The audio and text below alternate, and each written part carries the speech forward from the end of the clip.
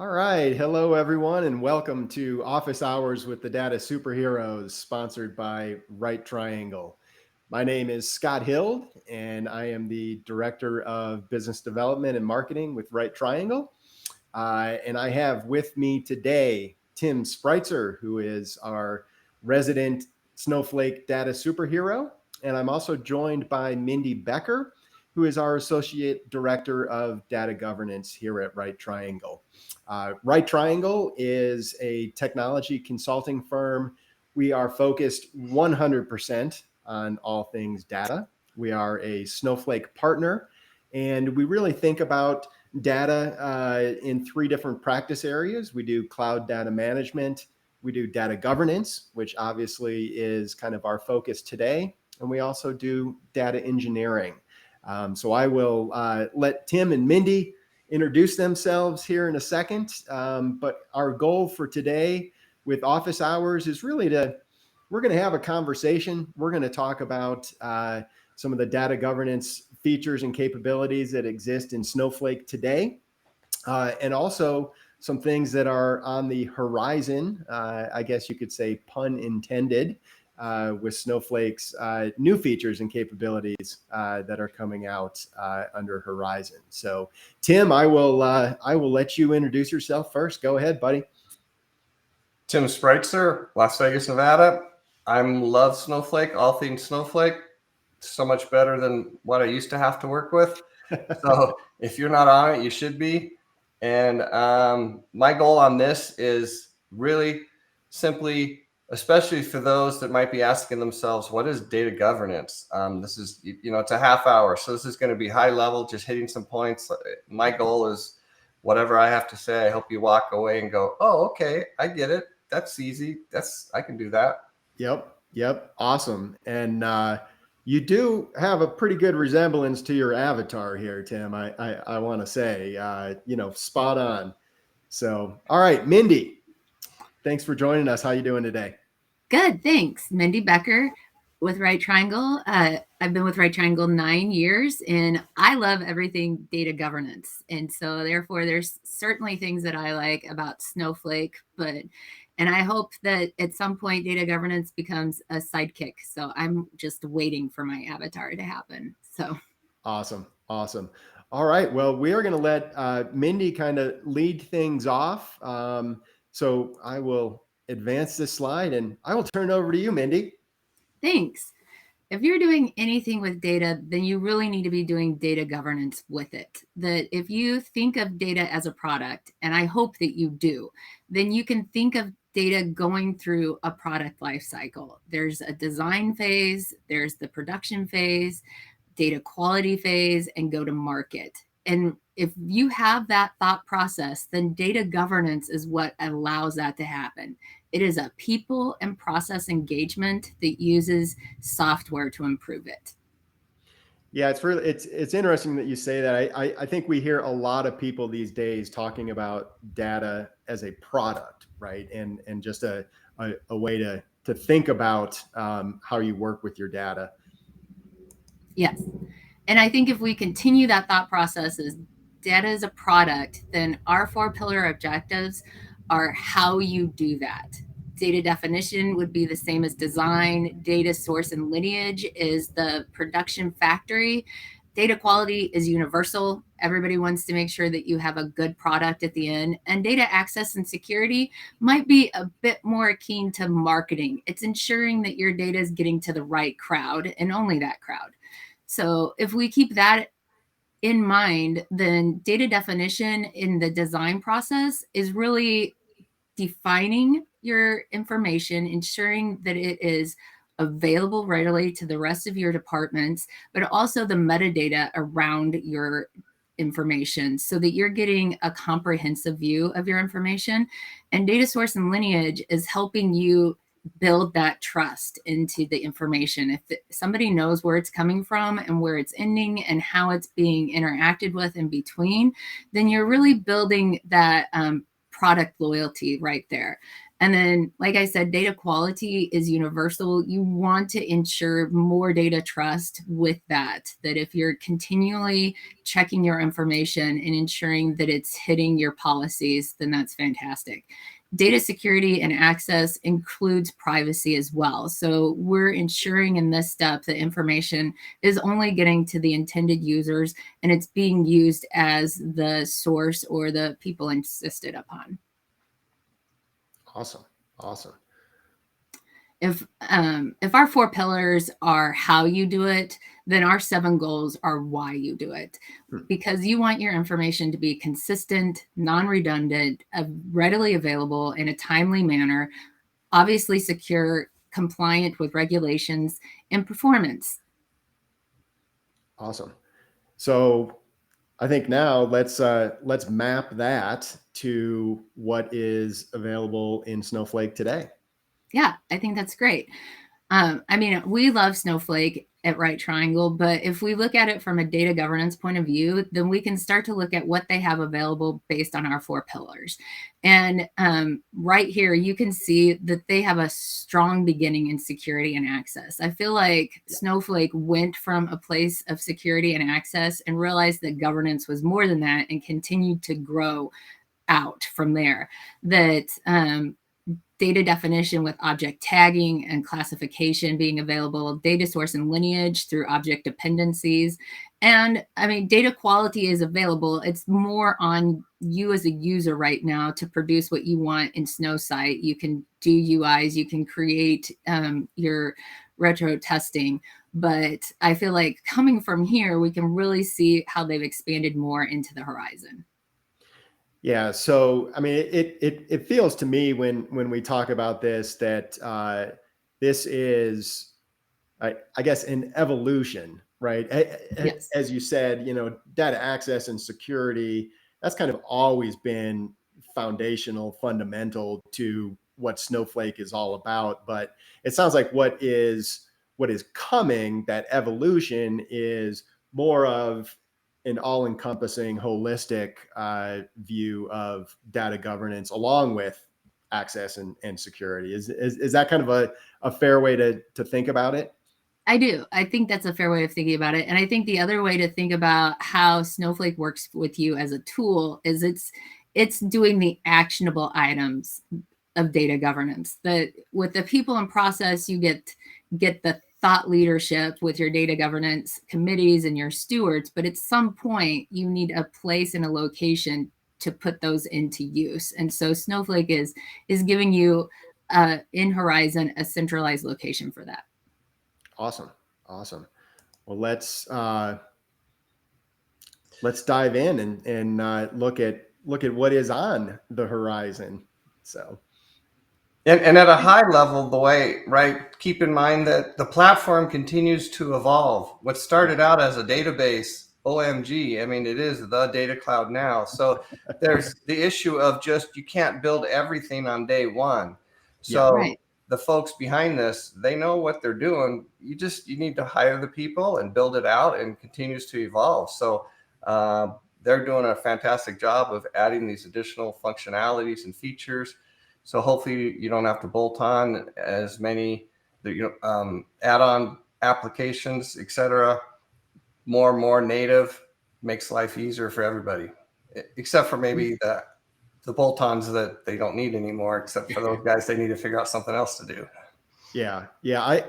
I think that's a good point, Tim. And as we said, right, it's that evolution, right? I mean, Snowflake is always evolving, coming out with new features and capabilities. And data governance is, I think, top of mind more than ever today, right? I mean, when we were having conversations, with companies and organizations,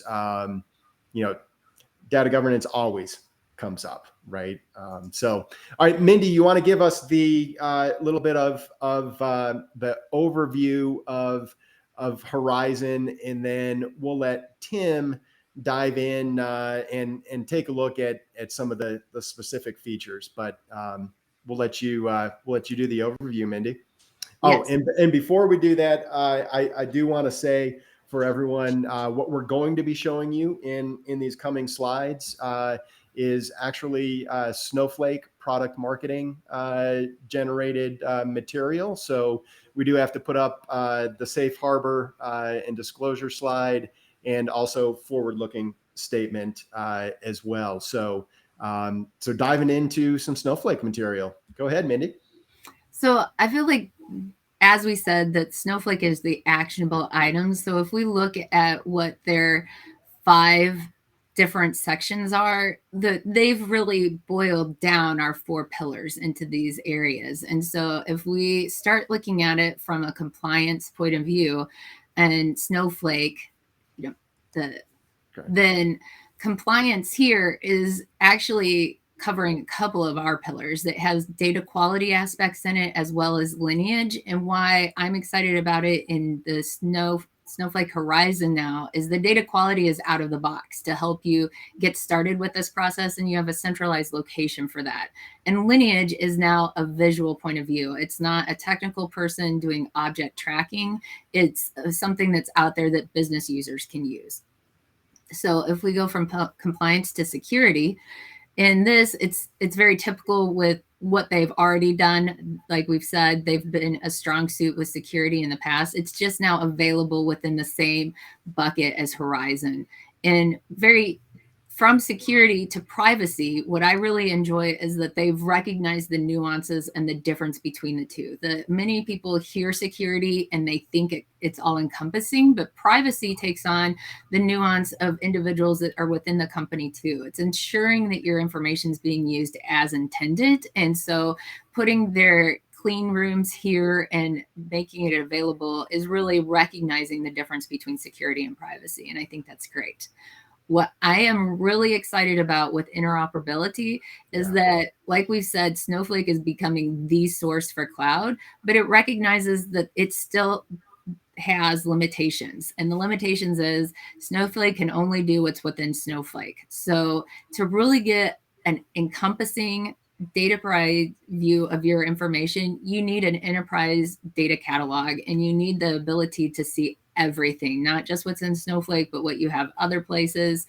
Could be Oracle, could be mainframe, could be an Excel spreadsheet, who knows? But by having an enterprise-wide catalog, you get the whole point of view, and the interoperability and seamlessness between Snowflake and their partners like Elation and Calibra is phenomenal for that reason. And then I think, maybe we get into this a little later, but when you and I have talked about that, and I think I asked the question of you, right, with interoperability, right? It's okay. So there are these capabilities within Snowflake Horizon around data governance, and then there are other platforms and enterprise-wide data catalogs that you may be looking at. But I think what you told me, and kind of the way I think of it, is that Snowflake Horizon makes everything else work better, easier, right? That interoperability, the visibility into things, which to me, that's just kind of how I think about it. And I appreciate your kind of laying that out for me like that. So. Oh, my pleasure. And I mean, I guess the other thing of it is that because it talks so easily between the two, that if somebody's tagging or making decisions in one of the catalogs, it's going to reciprocate between both of them. So the AI is also working in the background, helping you with that. Great. So we have access and security in the same column, but having it differentiated here really puts access more into our data definition section of things. In access, they have their tagging, their sensitive PII, and those sections associated with it. And it's fluid between both of them, right? Like it is access and data definition together, making the whole of now a comprehensive data governance program on Snowflake. Great. Thank you, Mindy. Well, what we're going to do now, we're going to shift gears a little bit. Well, I guess not shift gears, but shift who's covering things. And Tim is going to dive into a high-level introduction and features and capabilities kind of in each of those areas.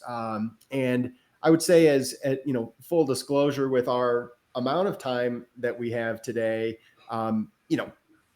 we could probably talk for 4 hours, do a half day, webinar and seminar on these capabilities. But what we've tried to do is go in and really curate and call out, some of the highlights and the things that we think are really interesting.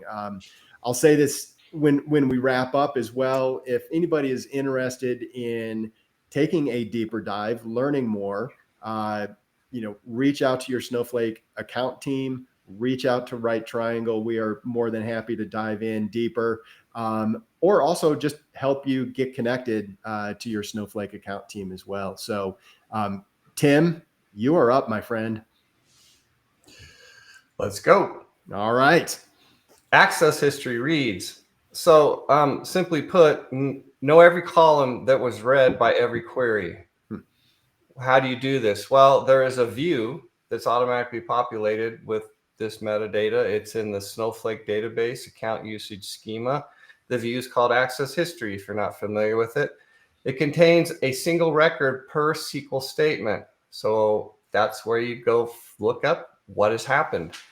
Why is this important? Regulatory compliance auditing.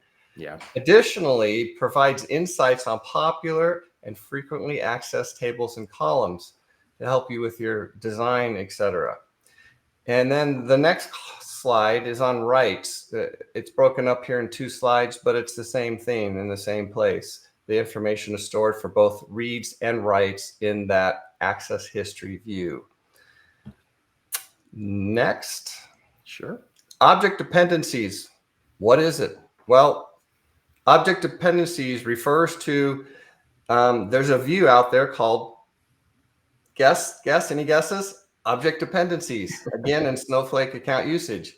And it has a... Yeah, I didn't know this was going to be an exam. I mean, come on. I'm keeping track over here. There's a column for a referencing object, and there's a column for a referenced object. So we have a dependency between the referencing and the referenced objects. Why is this important? Well, multiple reasons. A couple of them are impact analysis. Before changing a table DDL, you should probably go out and get a list of all the views on top of that table and figure out what the impact to changing the table DDL is going to do to the views and the queries hitting those views that look at the tables underneath. So before you break stuff, go figure out what the impact will be by making your changes. Compliance, identify relationships between referenced objects and sensitive data. So determine appropriate data masking based on compliance requirements. Figure out what references what. That will go a long way to help you with that. Data integrity. Where does that come from?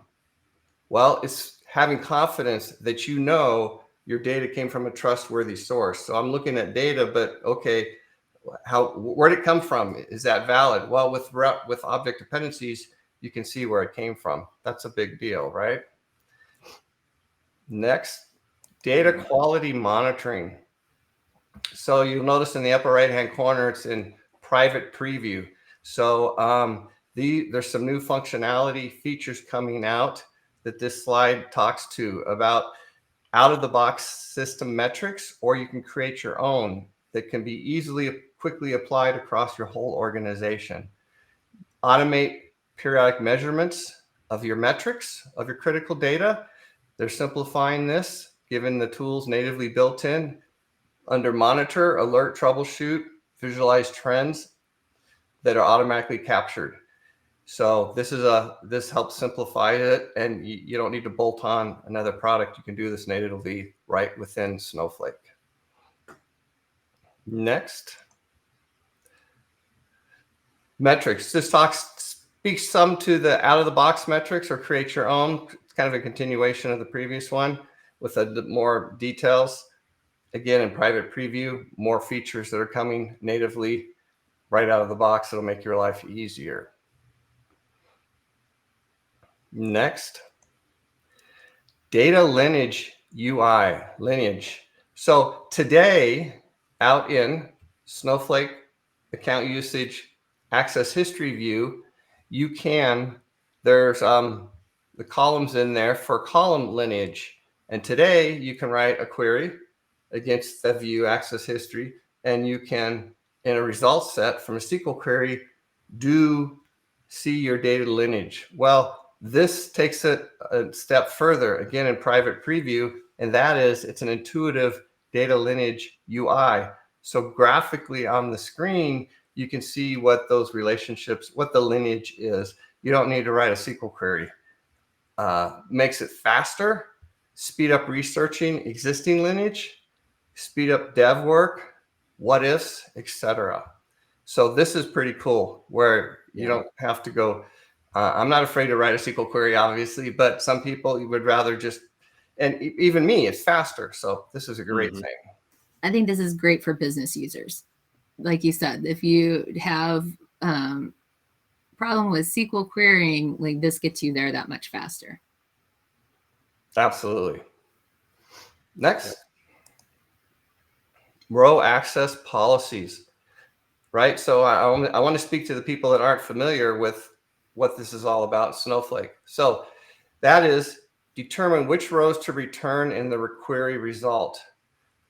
For example, you have your source, your base table that has all your data in it. And in this example with North America and Europe, by setting a row access policy, you say, hey, just the people in North America gets to see the North America data, and the people in Europe see the Europe data. And depending on the policy, or you have what your policy is set to, you can see both. So what's nice is there's just one set of data, and it's at query time in the results set, just display the appropriate data based on my filter. And that's applied at the query runtime. It's so easy. It's so fast. It's great. It enables an organization to properly balance data security, governance, and analytics through an existing policy. You write a policy once and apply it to tables across databases and schemas.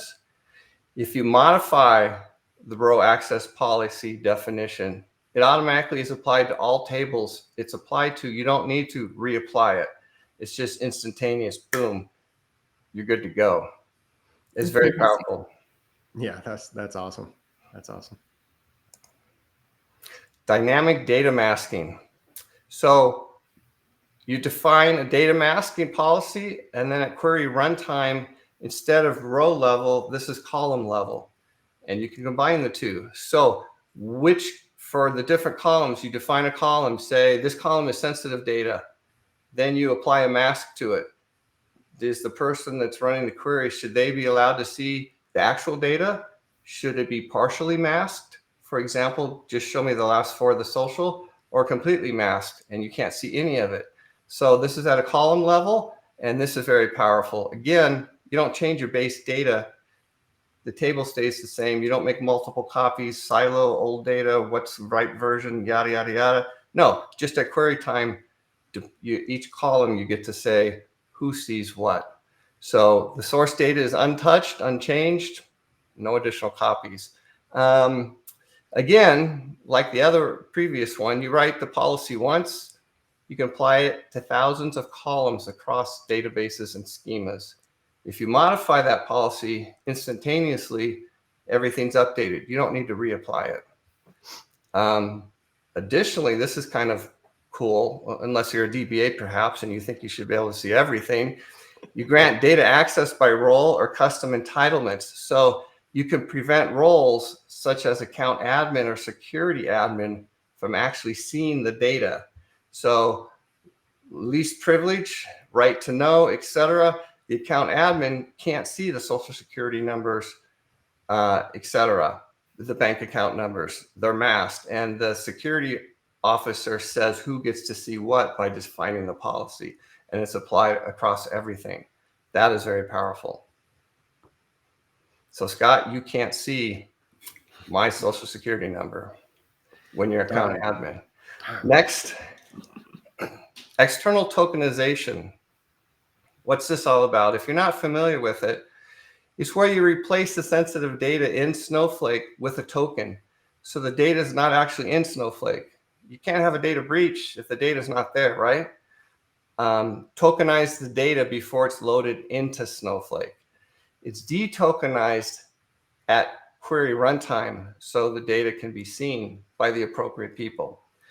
Masking policies with external functions ensures that only appropriate audiences can view detokenized data at query runtime.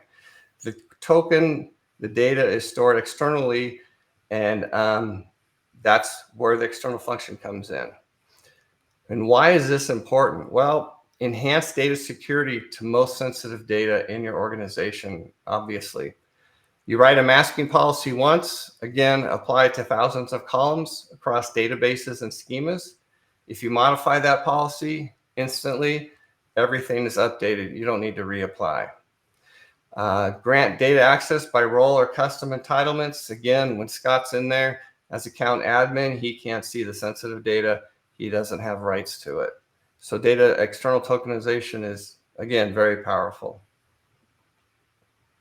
Great. Next, conditional masking. So this is pretty self-explanatory, I think. I don't know how much I can add to it. Conditionally mask based on value in other columns. So instead of being based on the column, it looks at the value of what's in that column. So at the end of the day, it gives you greater granularity, control, and access to data. In this example here, in this screenshot, it looks at the data that's in columns and decides which data it should display to the user that's running the query, or the dashboard, whatever it is. This is very powerful. I just like how conditional masking and the dynamic masking and the role-based events that Snowflake has, that Snowflake's giving you a lot of variety to be able to ensure that the people that should see information can see it, and the people that shouldn't see information never see it. That it's really providing that more and more layers of confidence and security in the process. Absolutely. Next, tagging. So one way to do it is you create a tag and then you create a masking policy. So in simple English, you look at the column and you say, hey, this is sensitive data.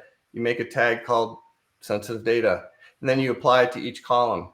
And then you need a masking policy. So depending on the role that's looking at it, should it be masked completely, partially, or display the data? So you apply a tag to the column, and then you apply a masking policy to the column that's appropriate for your audience. Next, tag-based masking is better, right? Hey, combine the two. Apply a masking policy to a tag. So now when you apply a tag to a column, say this is sensitive data, instantly it's masked. You don't have to worry about, oops, I missed one. Sorry about that. I didn't mean to do that. Now someone can see something they shouldn't see. They're combined. It's less work, takes out the risk of human error. Let's put them together. That's what that's all about. Next, Trust Center. This is new features in private preview that this screenshot talks to. I don't discover security risks across clouds based on industry best practice. It's a new interface to discover security risks with recommendations to resolve it. That's going to be very powerful. And again, it's native. You don't have to bolt on another product. So that's going to be great. Quickly scan your Snowflake account to detect security violations based on SIS Snowflake Foundation's benchmark. I'm looking forward to this. Yeah, definitely. Yeah, it'll be good. Interoperability. So as Mindy talked about, for example, Apache Iceberg, compatible catalogs and engines. It integrates with them for data catalog and with data governance partners. Pre-built integrations by leading data catalogs and data governance partners like Calibra, Elation, help customers manage data outside of Snowflake. And then this is current functionality, integrations with other Apache Iceberg compatible catalogs and engines, such as Snowflake Iceberg Catalog Software Development Kit. Investment areas.